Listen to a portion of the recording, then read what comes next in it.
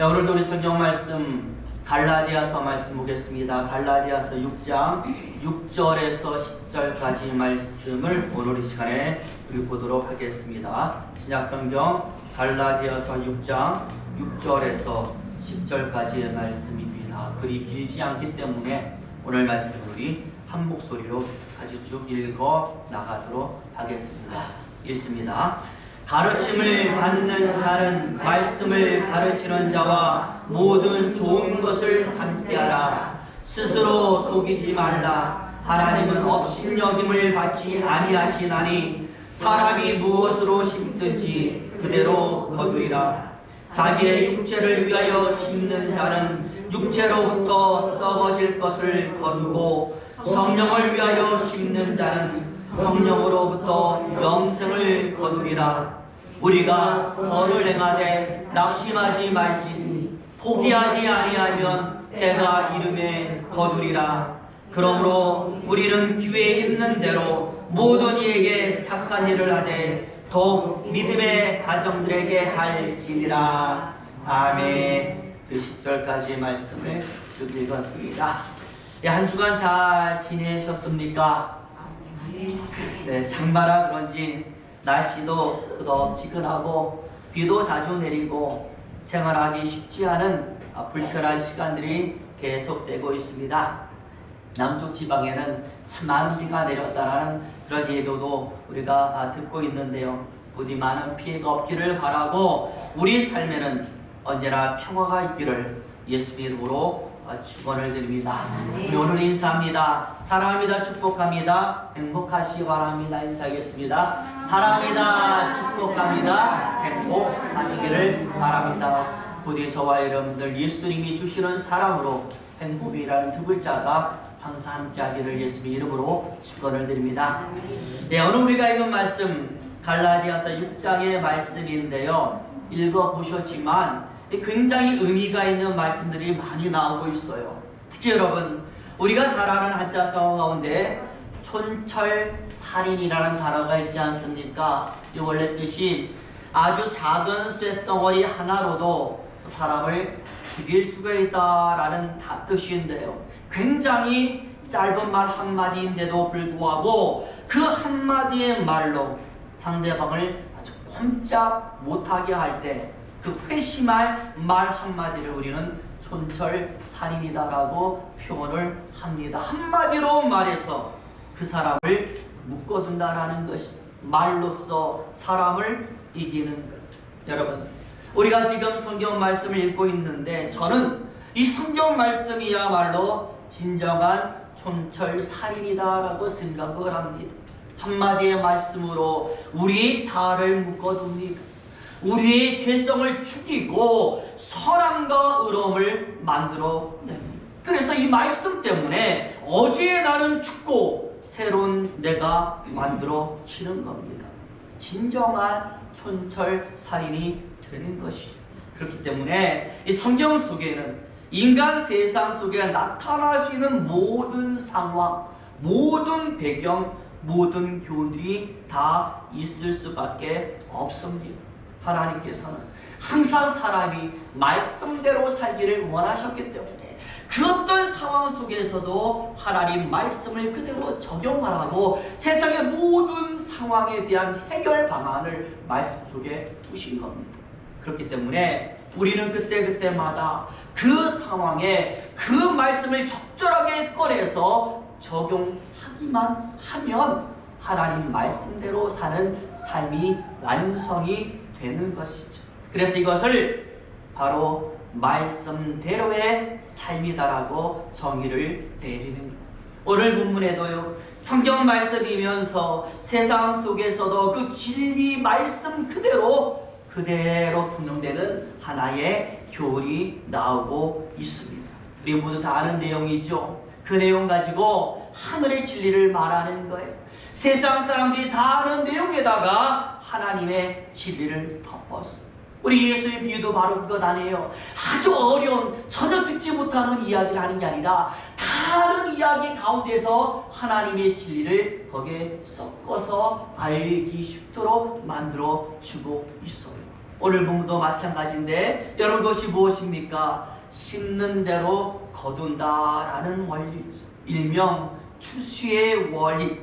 이 원리 속에다가 하나님의 말씀을 집어넣는 것입니다. 그래가지고 성도가 지켜야 되고 하나님 나라의 통용이 되는 신앙의 원리, 새로운 진리를 우리에게 주고 있습니다. 특히 여러분, 오늘 우리는 갈라디아서 6장, 그러니까 이 갈라디아서 6장은 갈라디아서를 마무리하는 단락이거든요. 결론 부분이에요. 그런데 그 단락 안에서 바울이 난데없이 갑자기 심는 대로 거둔다라고 하는 추수의 원리를 끄집어내고 있는 것을 우리는 좀 더 주의를 기울여야 합니다. 왜냐하면 이 원래 마무리라는 것은요, 자신이 지금까지 했던 모든 말들을 최종적으로 정리하는 것이거든요. 정리하면서 이제 잊어버리지 않도록 다시 다짐하고 부탁하는 것이 바로 정리며 마무리. 그런데 이 바울이 갈라디아에서 계속 이야기한 것은 절대 추수의 원리가 아니었습니다. 잠시 제가 이 갈라디아서의 내용을 말씀을 드리면, 갈라디아 교회 안에요, 구원과 다른 하나님의 말씀이 아닌 다른 교리를 전하는 사람들이 들어오게 되었습니다. 그들이 교회를 혼란으로 이끌었습니다. 예수님의 복음만이 사람을 구원하는 것이 아니라 율법도 사람들을 구원할 수 있다라고, 단순히 예수만 믿는다고 너희가 구원받는 게 아니라 율법도 지켜야 된다라고 그렇게 이야기를 했던. 그래가지고 할례를 받으라고 난리를 치고 절기를 지키라고 난리를 치고 사람들이 혼란에 빠져서는 여기가 맞다고 하면 여기로 달려가고 저기가 맞다고 하면 우르르 저기로 달려가고 바울의 전한 복음이 흔들리게 된 거예요. 그러다 보니 예수만 믿는 것이 답이 아니라 율법도 지켜야 된다. 그래가지고 다들 할례 받고 있고 절기 지키고 있고 예수의 가르침을 다 잊어버리고 바울에서 멀리 떠나가 버리게 되는 거예요. 그러다 보니 바울을 쫓는 사람들은 어떻게 하겠어? 이게 아니다라고 맞서니까 교회가 자꾸 찢어지게 되는 것이죠. 갈라디아서는 바로 이런 성도들에게 그러하지 말라고, 그렇게 하지 말라고 바울이 쓴 편지가 되는 것입니다. 오직 복음만이 우리를 살리고 우리에게 자유를 주니까 복음만을 따라라 라는 것이 갈라디아서의 내용입니다. 예수께서 주신 가르침 외에 절대로 우리를 구원할 수 있는 것은 없다라고 다시 한번 다짐하는 것이 갈라디아서의 내용이 됩니다. 그러니 이 모든 것을 마무리하는 그러한 바울의 말씀이라고 한다면, 이제 내가 이렇게 너희에게 다시 한번 밝히 성경의 진리를 알려주었으니 다시는 잘못된 길을 가지 마라. 절대 율법을 따르지 말아라. 예수만을 따라라. 복음만을 향하여 전진하라 라고 말을 끝내야 하는 것이 정답이 되는. 그런데 난데없이 출세의 원리를 말하면서 선을 행하되 낙심하지 말자 이렇게 말하니까 이상한 본문이 되어버리는 거예요. 갈라디아 교회의 문제는요, 지키지 않아서 문제가 되는 것이지 낙심이 문제가 아니에요. 낙심하고 실망하고 쓰러진 게 문제가 아니라 하나님의 말씀을 전했는데 전혀 듣지 않으니까 딴 길로 가니까 문제가 되었던 거예요. 그래서 마무리를 전혀 갈라디아 교회의 성도들과 관련이 없는 이야기를 바울이 하고 있으니까 많은 주석가들이 생각하는 거예요.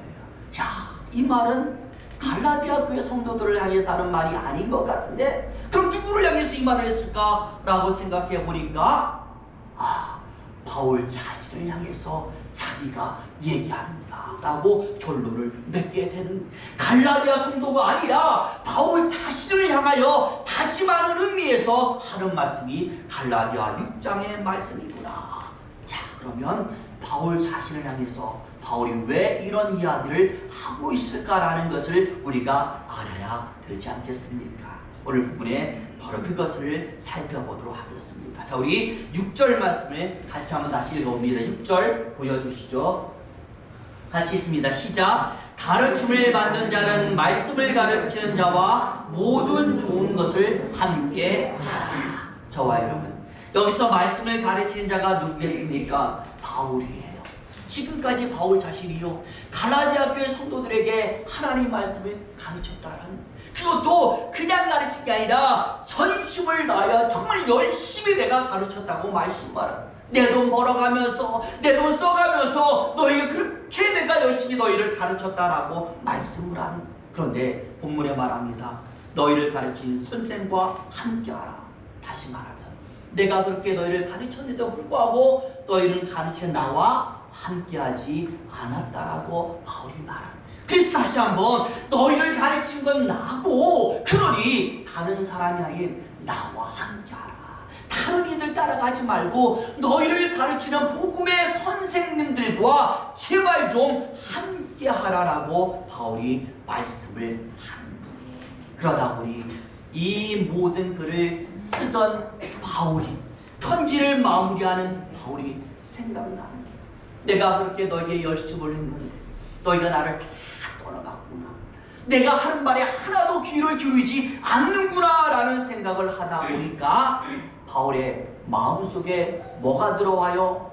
낙심이 들어오는, 실망이 들어오는 거예요. 9절에 우리가 서로를 행하되 낙심하지 말지니 낙심이 생기고 배신감이 밀려오더니 내가 이렇게 열심히 했는데 어떻게 저들이 이럴 수가 있겠는가. 그러다 보니 편지를 쓰면서도 내가 이렇게 편지를 써봤자 이 사람들이 이 편지를 보기나 할까, 내 말을 듣기나 할까, 이미 나를 떠나버렸는데 이 편지가 무용지물이 되지나 않을까라는 생각이 바울에게 들어오게 되는. 그러다 보니까 바울이 편지를 쓰면서 자기 자신을 독려하게 되는 거예요. 낙심하지 말자. 내가 이 편지를 쓰면서 더 이상 갈라디아 교회 성도들을 보면서 낙심하지도 말고, 그리고 실망하지도 말고 내가 해야 될 부분을 계속해 나가자. 왜? 하나님은 심는 대로 거두게 만드시는 그러한 분이시니까. 지금 내가 하는 일이 선하고 옳은 일이라면 하나님이 반드시 선하고 옳은 결과의 열매를 주실 것이고, 내가 하는 일이 하나님 마음에 듣지 않고 하나님을 거부하는 일이라면 반드시 이것은 실행되지 않을 것이니까 절대 결과를 생각하지 말고 이게 하나님을 향하여 옳은지 이것만 생각하고 내가 나아가자. 소홀하게 생각하지도 말고 의심하지도 말고 뒤돌아보지도 말고 그저 옳다면 옳은 대로 나아가자라고 자신을 향하여 바울이 독려하는 것입니다. 왜? 바울은 확신하고 있거든요. 내가 하는 일이 하나님께서 볼 때 옳다고 확신하고 있기 때문에 바울이 얘기하는 이것은 옳은 일이니까 결과 생각하지 말고 그저 하나님의 일을 내가 지금 하고 있다라는 이 사실에만 내가 집중하고 나아가자라고 자신을 향한 결단의 의미로서 갈라디아서를 마무리하고 있었던 저와 여러분, 우리도 마찬가지 아니겠습니까? 결과는요 하나님이 책임져 주시는 줄로 믿습니다. 절대로 미리 결과를 생각하고 뭔가를 진행하면요 가다가 실망할 수밖에 없어요. 왜냐하면 우리가 일을 하다 보면 분명히 사단이 역사할 텐데, 방해할 텐데 좋은 일만 생기겠습니까? 그러다 보면 그 나쁜 일 가운데 분명히 이게 이렇게 돼서 잘 되겠느냐라는 생각이 들어오게 되는 거예요. 하나님 말씀한 결과는 내가 책임져 줄 거니까 지금 네가 하는 것이 옳다고 하는 이것만 믿고 나아가라라고 말씀을 하는 거예요. 그렇기 때문에 우리가 기도하면 기도하는 대로 기도의 열매는 맺혀지는 겁니다. 전도하면 전도하는 대로 전도의 열매가 맺혀지는 거예요. 비록 내가 전도한 그 사람이 전도가 안 되더라도 다른 곳에서 전도의 열매가 맺혀지게 되어 있어. 절대로 이게 헛것이 되지는 않는다라는 안에서 문제가 되는 것이지, 예배 드리면 예배가 지는 능력대로 예배 열매를 맺게 되는 줄로 믿습니다. 하나님께 내가 뭔가를 투자하면 투자하는 대로 하나님의 역사는 내 삶에 이루어지게 되는 겁니다. 그러니 우리도 살아가면서 오늘 갈라디아서 6장에 자기 자신을 바라보면서 독려하는 바울처럼 계속해서 우리 자신에게 속삭여야 될 줄로 믿습니다. 실망하지 말자, 낙심하지 말자, 포기하지도 말자. 오직 지금 내가 하는 일이 옳은가 선한가, 하나님이 기뻐하신 일인가, 이것만 생각하고 내가 달려 나가자. 반드시 열매는 있을 것이다. 이것만을 생각해야 될 줄로 믿습니다. 솔직히 여러분, 갈라디아 교회 성도들이요, 지금 바울을 멀리하는 것, 믿음이 아닌 율법만을 따르는 것, 여러분 이 일에만 몰두를 하고 있으니 여러분 어떤 열매를 맺게 되겠습니까? 하나님의 말씀이 아니라 세상에 통용되는 법칙에 의해도 복음이 아닌 율법의 열매를 맺게 되어 있는, 율법을 따라가니까. 그런데 율법은 사람을 누구라고 말합니까? 죄인이라고 정죄하잖아요. 결국 그들이 맺는 것은 죄인이라는 열매밖에 없는 거예요. 하지만 복음을 따라가면 복음이 말하는 게 무엇입니까? 생명이라고 했잖아요. 구원이라고 했잖아요. 어떤 열매를 맺겠습니까? 생명과 구원의 열매를 맺게 되는 것입니다. 부디 저와 여러분 혹시나 자신이 걸어가는 인생에 대한 확신이 없으시다라면, 지금 하고 있는 일에 대한 고민이 있으시다라면 이 세 가지만 생각하시길 바랍니다. 한번 따라해 볼까요? 지금 내가 하는 이 일이 옳은 일인가? 지금 내가 하고자 하는 이 일이 선한 일인가? 지금 내가 가고자 하는 이 길이 하나님이 기뻐하시는 일인가? 답 나오잖아요. 얼마나 많은 말씀을 들었는데 내가 지금 하고 있는 게 옳은 건지 아닌지 그 정도 우리가 알 수 있잖아요. 왜? 우리 안에 성령이 있으니까, 성령이 속삭이니까, 성령이 알려주니까 분명히 생각해보면 답은 나오는 것이에요. 그래서 맞다면, 그게 답이라면 결과를 생각하지 마세요. 그냥 전진하시길 바랍니다. 아니라면 그 길을 돌이키시기를 예수님 이름으로 축원을 드립니다. 예수님도요, 모든 비유에서 말씀하기를 항상 미래의 결과를 얘기하진 않습니다. 항상 예수님 하시는 말씀은 지금 네가 무엇을 하고 있느냐, 지금 너에게 믿음이 있느냐, 지금 네가 믿음의 길을 가고 있느냐, 지금을 보셨어요. 그래서 지금 믿어라, 지금 돌이켜라, 지금 입을 열어서 고백하여 말하라 라고 말씀을 하셨어요. 하나님의 말씀에 대한 현재 나의 모습만을 확인하셨어요. 왜? 과거가 중요하지 않거든요. 과거를 하나님이 다 이제 바꿔줄 수 있어요. 내가 지금 믿음만 가지면 그 믿음을 통하여 내 미래도 결정되기 때문에 지금이란 이야기를 강조하셨던, 제가 갑자기 생각이 나는데요, 제가 아는 어떤 목사님이 군대에 가셨어요. 그런데 이 목사님이 전도사 시절에 군대를 가셔서 아주 오래되셨거든요. 가셔서 굉장히 좋은 보직을 받은 거예요. 자신은 안 그런 것 같은데 주변 사람들은 다 부러워하는 그런 보직을 받게 된 것이죠. 어떤 보직인가냐면 군대는 전령이 있거든요. 소식을 전하는 전령. 바로 그 전령이라는 그러한 보직을 받았는데, 이 목사님이 받은 보직이 바로 어떤 보직이냐면 영현계라는 그러한 보직을 받게 된 거예요. 여러분, 영현계가 무엇인가 하면요, 소식을 전하는 것인데, 혹시 군대 아래에서 만약에 사고가 나잖아요. 그러면 그 사고난 대상자의 가족을 찾아가서 당신의 아들이 군대에서 이런 사고를 당했습니다라고 전하는 것이 바로 영현계였어요. 그런데 왜 이 목사님이 이것이 좋지 않다고 생각했냐? 지금은 안 그렇지만 예전에는요, 소식을 전하게 되면 죄다 어떤 소식이에요? 군대에서 사고가 나서 사망한 소식을 이 영혼계가 다 전하게 되는 거예요. 그러니까 목사님의 입장에서요, 사람이 죽었다라는 소식을 가지고 달려나가는데 그 소식을 듣게 된 가족들이 어떤 반응을 하겠습니까? 얼마나 충격을 받겠습니까? 그러다 보니까 그 충격받는 사람들, 그 가족들을 바라보면서 내가 목사인데 어떤 말로 위로해야 될지, 목사 초년병이니까, 전도사니까, 햇병 아래니까 어떻게 알겠어요? 안타까워만 그냥 바라보고 있으니까 이게 너무 가슴이 아프고 너무 답답하고 너무 힘이 든 거예요. 나 이거 안 했으면 좋겠다라고 이런 생각을 가지게 된 거예요. 실제로요. 첫 번째로 사망 소식을 전하게 되었는데요. 어머니가 한 분밖에 안 계셨어요. 가족은 탈남 아들이 2명인데 이 아들이 전부 다 어디 갔어요? 군대 가버린 거예요. 그런데 군대 아들 가운데 첫 번째 아들, 첫째 아들이 사고를 당해서 부대 안에서 사망을 했으니 시신을 다 화장하고 집으로 가야 하잖아요. 소식을 듣자마자 그 어머니가요, 머리는 하얘가지고 연세도 많은데 얼굴이 하얘서 쫓아 나온대요. 짝대기를 들고 나오더니 어느 놈이 내 아들을 죽여드냐라고 호통을 치면서 나오는 그 짝대기에 머리를 정통으로 얻어맞은 것이 사들은요 그 다음에 났어요. 이 할머니가 이 소식을 전하러 온 이 목사님 머리통을 때리고는 그 자리에서 어떻게 기절을 해버렸어요. 그러니 목사님 어떻게 해요? 그냥 자기는 부대로 돌아가야 되는데 소식을 전달받아야 될 어머니는 그렇게 막 기절해 있지.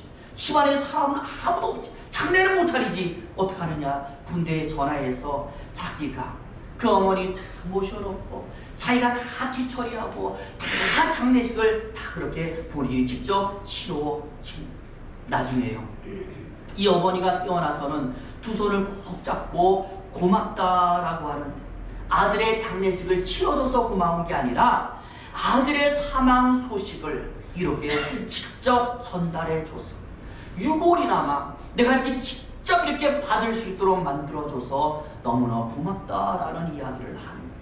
그때서야 이 목사님이 자기가 하는 일의 중요성을 깨닫게 된 거예요. 세상 일에 중요하지 않은 것이 없구나.